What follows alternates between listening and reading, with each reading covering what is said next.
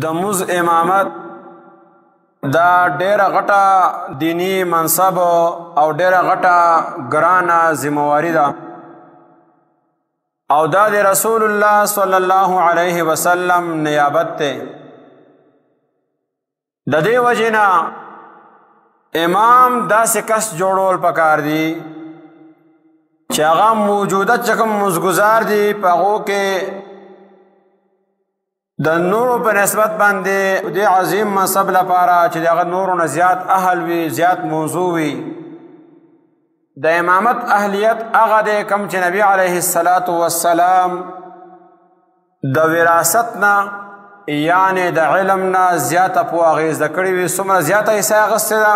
دومره به هغه د امامت زیاته هغه مستحق وي ځکه چې نبی علیه السلام میراث هغه دین دی دغه وجنا نبی علیه السلام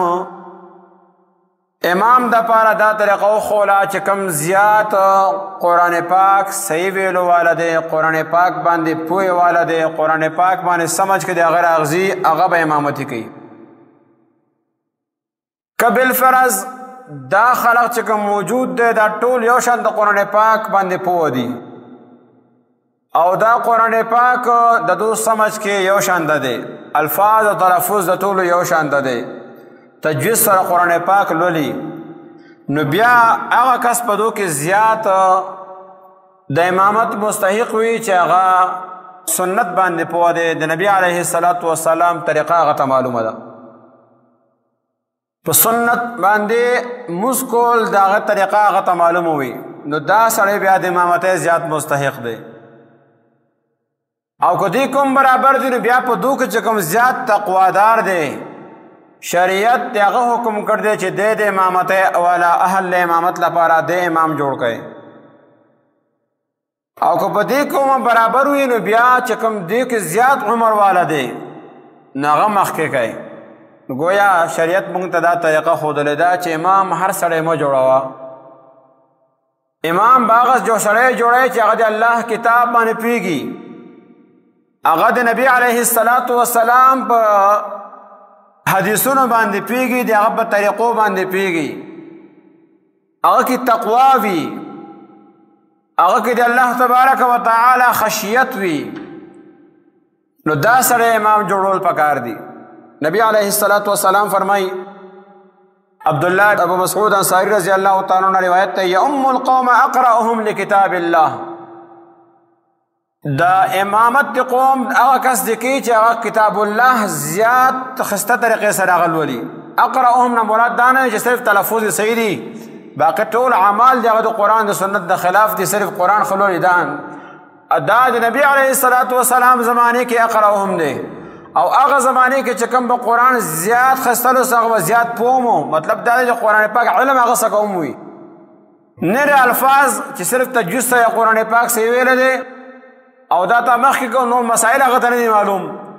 د هغه د تکبیر اولا طریقه هم غلطه د هغه د رکوع طریقه هم غلطه د هغه د درودو طریقه هم غلطه او د هغه اتحیات هم غلط د هغه د دعا کولو طریقه هم غلطه صرف تلفظ صحیح دی دانا کم چې قرآن باندې زیات پوهېږي مطلب د قرآن علم یې زده کړی دی د قرآن کې دننه چې کوم مضامین دی هغه د هغه سمجھ ته راغلي دا سړی امام جوړوی ورپسې هغه کس چې هغه سنت نبی علیه السلام فاعلمهم بالسنه که ټول برابر په قرات کې بیا چې کوم سنت باندې زیات پوهېږي سنت مطلب دا دی چې زما د پیغمبر د موس طریقه څنګه وه یو خو هغه ټیم باندې هم پوه یا ټیم ورته معلوم دی چې افضل ټیم غوره ټیم سنت ټیم موس دپاره کم یو دی دویم د هغه د موس ډانچه هغه د سنت مطابق وي د هغه قرات د سنت مطابق وي ځکه چې حدیث پاک کې راځي چې کله سړی موس ته ودرېږي او دا امام الحمدلله رب العالمین وي نو آیت نرستو الله تبارک وتعالی د هغې جواب ورکوي نو دغه وجنه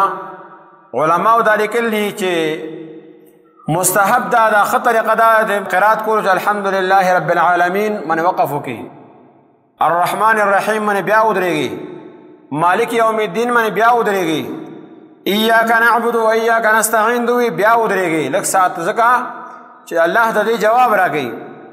نو که یو سړی دې نه شروع کړو په یو ځل باندې الحمدلله رب العالمین الرحمن الرحیم مالک یوم الدین په یو ځل بیا هم موضوع شي لیکن د سنت مطابق خو نه شګه نو د سنت باندې پوه وي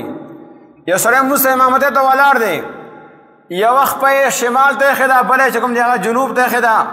طریقه ورته نه ده معلومه چې مونځ ته به زه ودرېږم څنګه د سنت نه دی خبر نه دی امامت دله مو ورکوئ الله اکبر ویلو طریقه څنګه ده لاسونه به څنګه اوچتئ تکبیر تحریمي کې دا د پته نشته دی ډېر امامان تاسو وګورئ الله اکبر وایي بیا به لاسونه که د ژوند کې یا به دې دای پورې اوس وګو پورې طریقه ورته بیا پوره نه وي معلومه کته به ژوند کې دا د سنت طریقه نه ده سنت طریقه مونږ ته نبي علیه الصلاة وسلام خو حذاء اذنیه چې غوږونو ته برابر به دې خپل لاسونه اوچتئ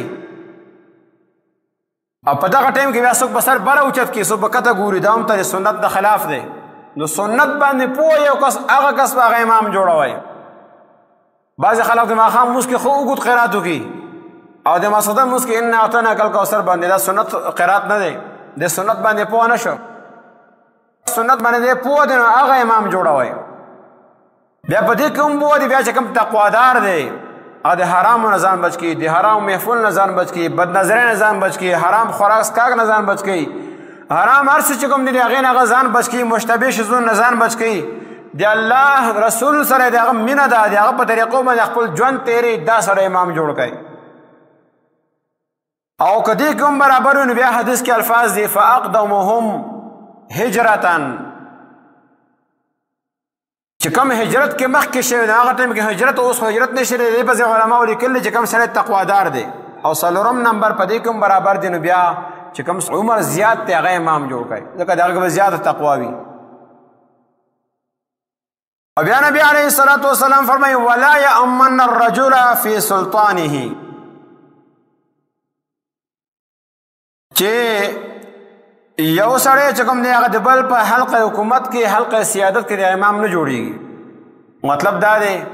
چې بار نه یو کس راغی او دی غواړي دا چې ما زه مخې ته شللی امام بل دی د محلې امام مقرر دی ده ته چا ویلي هم نه دي او دی مخکې شه الله اکبر دا طریقه غلطه ده لکه اکثر طور باندې تاسو ګورئ زمونږ د جماعتونو چې کله جوړ کې ایښودی شي که نه جوړو نو هغه چې کوم بار نه کسان راشي هغو ټول موضوع باندې قبضه واچي موضوعونه هغو کوي دا مسله د هغو د شریعت نه خلاف ده که امام ورته ویلي چې واقعتا ته مخکې شه موضوع که بیا خو هغه کولی شي لیکن نه نن هغه راغلی او دې ځای باندې قبضه اچوله پنځه واړه موضوعونه وکړو دا طریقه د سنت نه خلاف ده یا بار نه یو کس راغی او جنازه ولاړه ده او فلاني مولوي صاحب غټ پټ کې ولې ورکې هغه به راځي ټول عمر دې سړي مونځ چې کوم دی هغه د امام پسې کړی و پنځه وخته مونځ به یې ته پسې کوو اول له سر نه د ده جنازې کولو حق د ده ولي ته دی ورپسې دغه د محلې امام ته دی دی به د جنازه کوي لیکن مونږ خلک وایي نه او فلاني ځای امام راغلی وایي هغه به زما جنازه وکړي صبر وکړه نو دا د سنت د خلاف خبره ده د سنت په طریقه دا ده چې نبی علیه الصلاة والسلام چې کوم طریقه ښوول هغې مطابق چې کوم دی هغه شان کول پکار دي نو بار نه یو کس راغی هغه د بل په ځای باندې امامتي نه کړي څوک ورته امام ورته ویلي چې مخکې شه ته زما په ځای باندې امام جوړ شه امامتي ته وکړه ولا يقعد في بيته على تكريمته الا باذنه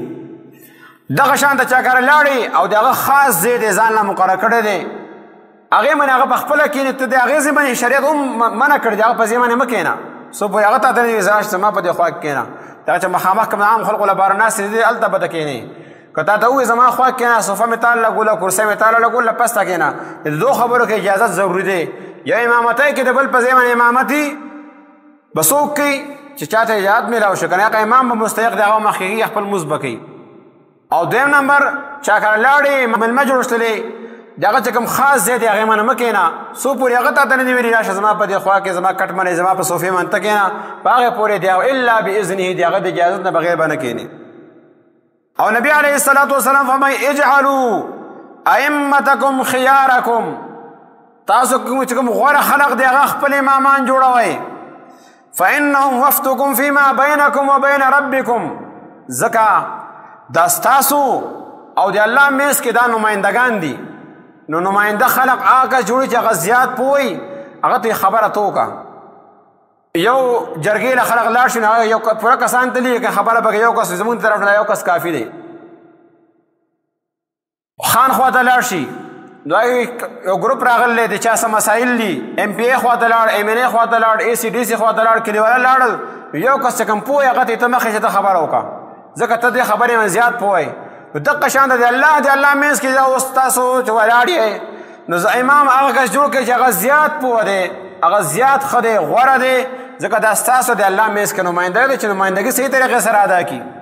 که نه هغه خپل مونځ نه بې خبره دی تاسو هغه امام جوړ کړو یا ستاسو په ذهن کې د هغه سره نوقات شته نه